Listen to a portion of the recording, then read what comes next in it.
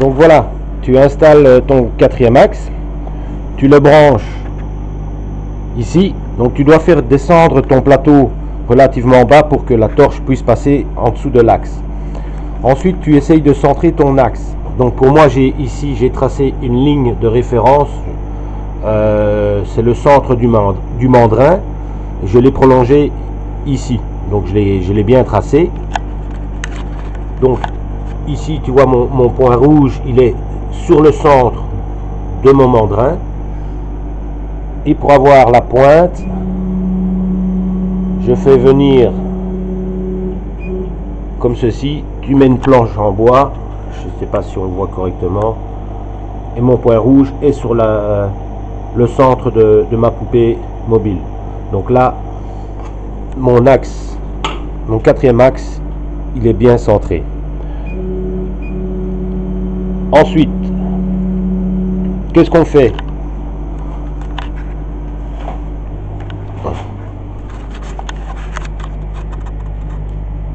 Alors, qu'est-ce qu'on fait? On va dans non, User. Ensuite, on clique sur Autre. Ah, désolé, mais j'ai une caméra de merde. Donc, on clique sur Autre. On ferme la petite croix qui est ici en bas. Et on recherche, on fait un read, donc on lit ce qu'il y a sur la carte. On cherche rotating et on l'active, on met yes et on fait un write, donc on écrit sur la carte mère qu'on active bien l'axe rotatif. Si tu ne fais pas un read d'abord et ensuite tu actives ton axe rotatif et que tu écrit sur la carte, ça ne fonctionnera pas. Ensuite, on prend un pied à coulisse. On mesure le diamètre de la pièce que l'on souhaite graver. Ici, j'ai 66 mm. Hop, on retourne dans le panneau de configuration et on cherche diamètre en millimètres et on tape 66 et on fait un write, on réécrit sur la carte. Ensuite on va dans Viewer et on coche Process Control Bar. Ça c'est pour réactiver tout ce qui est panneau de contrôle. Ensuite on va taper un petit texte, Pierre, ok. Je vais le dimensionner, je vais lui donner 100 mm sur 25 mm. D'accord. Alors moi j'aime bien sur l'axe rotatif que mon point de référence soit au centre à droite, ce qui est le cas. Voilà, tu vois, sur le centre. Je vais lui donner une vitesse 100 mm seconde,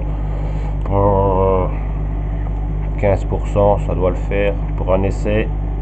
15%, ok. On retourne sur la machine.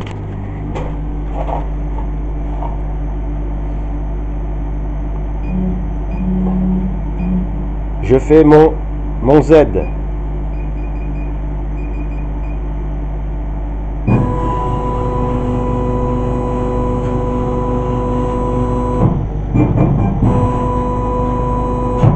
Voilà, mon Z est fait.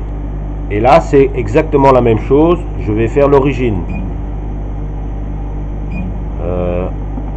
Voilà, là, je clique sur l'origine et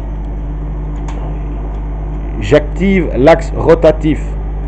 Si tu ne l'actives pas, ça ne fonctionnera pas. Ne pas oublier d'activer l'axe rotatif. C'est-à-dire que celui-ci ne sait pas aller, donc cet axe-ci ne sait pas se déplacer à gauche et à droite. Seul l'axe rotatif fonctionne. Pour vérifier si l'axe rotatif fonctionne, avec les flèches, tu pousses et tu regardes si l'axe tourne. Voilà, ce qui est le cas.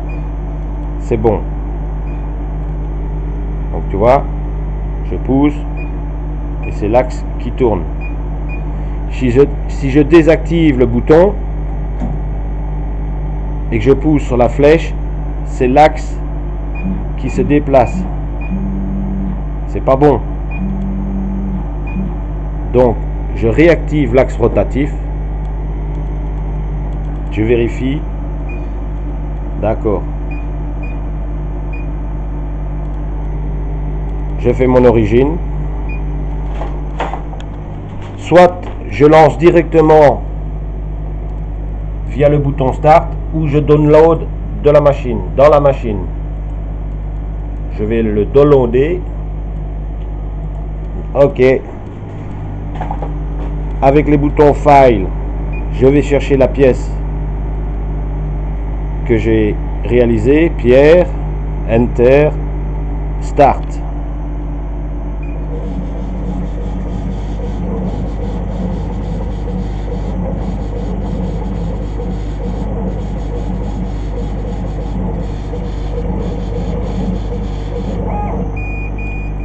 Voilà, c'est pas plus compliqué que ça. Et une fois que c'est terminé et que tu ne veux plus te servir de ton axe, tu débranches tout. Ne pas oublier de retourner dans User et de désactiver l'axe rotating. Désactiver, on le met No et on fait un, donc fermez la petite croix, et on fait un Write. Donc on réécrit sur la carte qu'on a désactivé l'axe rotatif. Sinon, tous tes paramètres de mesure seront faussés. Voilà, c'est tout.